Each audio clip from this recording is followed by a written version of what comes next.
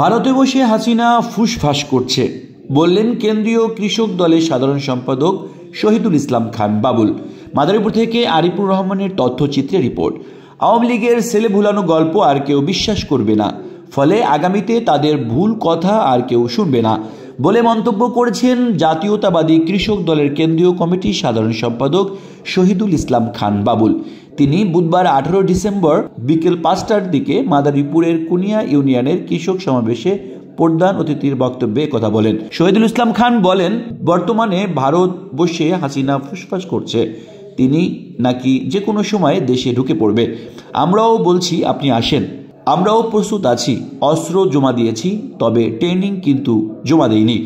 আমরা এমন নেত্রীর দল করি যে একজন আদর্শ নেত্রী, যিনি ছেলের নির্মম নির্যাতনের কথা মোবাইলে শুনেও দেশ ছেড়ে যায়নি। আর আপনি একজন পালাতক খুনের মামলার নেত্রী, তাই সাবধান করছি, আর ফুসফাস করবেন না। এ সময় প্রধান বক্তা হিসেবে উপস্থিত ছিলেন কেন্দ্রীয় যুব মহিলা দলের যুগ্ম সাধারণ সম্পাদক হেলেন জেরিন খান। মাদারীপুর জেলা কৃষক দলের সদস্য সচিব ওহিদুজ্জামান খানের পরিচালনায় সভায় সভাপতিত্ব করেন জেলা কৃষক দলের আহ্বায়ক অ্যাডভোকেট অলিউর রহমান দর্জি।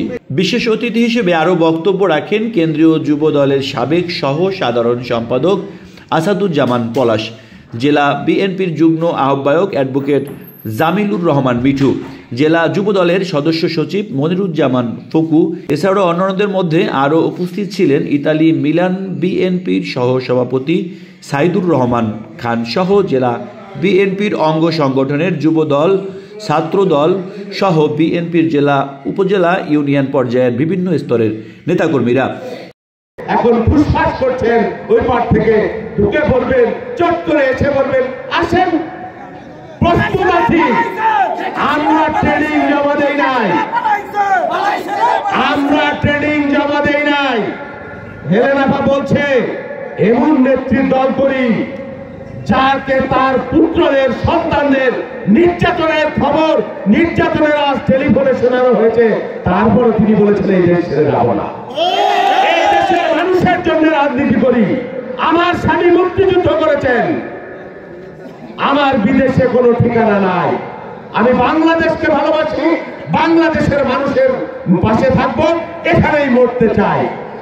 একদিকে মৃত্যু, হাসপাতালে করুণ জীবন, একদিকে মৃত্যু, আর একদিকে হাসিনা তার ফ্যাসিবাদ। মেনে নিলেই তিনি মুক্তি পাইতেন, তিনি মানেন নাই, তিনি মৃত্যুকে মেনে নিয়েছেন, কিন্তু এই হাসিনাকে, ফ্যাসিবাদকে, অন্যায়কে, জুলুমকে, নিপীড়নকে তিনি মানেন নাই, দুঃশাসনকে তিনি মানেন নাই। এই জন্য বেগম খালেদা জিয়া দল করি।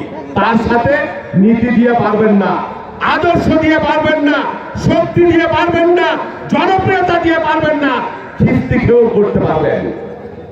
একজনই হয় খালেদা জিয়া, আর তারেক রহমান, তার সন্তান জিয়াউর রহমানের সন্তান।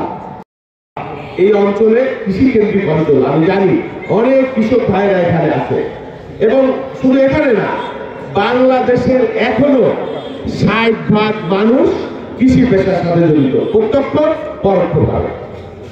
বলা হয় যে কৃষকের সন্তান আমরা, কৃষক দল করি, জীবন দিয়ে ঘাম দিয়ে বাংলাদেশ গড়ি।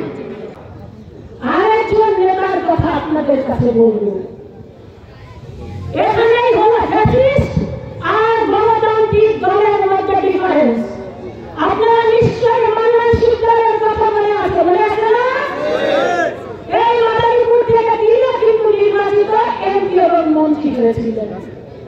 মান্নান শিকদার যখন তার এমপিত্ব মন্ত্রিত্ব চলে গেল, সে কিন্তু লোকাল বাসে যাতায়াত করত। অথচ মান্নান শিকদার ছিলেন কিন্তু একজন অত্যন্ত স্বনামধন্য অ্যাডভোকেট, এবং তার স্ত্রীও অশোকবাদ স্বনামধন্য একজন ঢাকার একটি স্কুলের হেডমিস্ট্রেস ছিল। কিন্তু তারপরও মান্নান শিকদার গাড়ি কেনার মতো কিন্তু তার সামর্থ্য ছিল না, কারণ তিনি ছিলেন সৎ, তিনি ছিলেন আদর্শবান, তিনি ছিলেন নীতিবান, তিনি ছিলেন জনগণের সাথী, যিনি জনগণের সুখ দুঃখকে লালন পালন ধারণ করতেন। এই হচ্ছে ওই ফ্যাসিস্ট আর বিএনপির মধ্যে পার্থক্য। এই পার্থক্য আপনাদেরকে চিনে নিতে হবে। কৃষি সমাবেশে দলটির নেতাকর্মীরা কৃষকদের অধিকার বাস্তবায়নে আগামীতে কৃষকদের পাশে থাকার প্রতিশ্রুতি দেয়। পরে আলোচনা সভা শেষে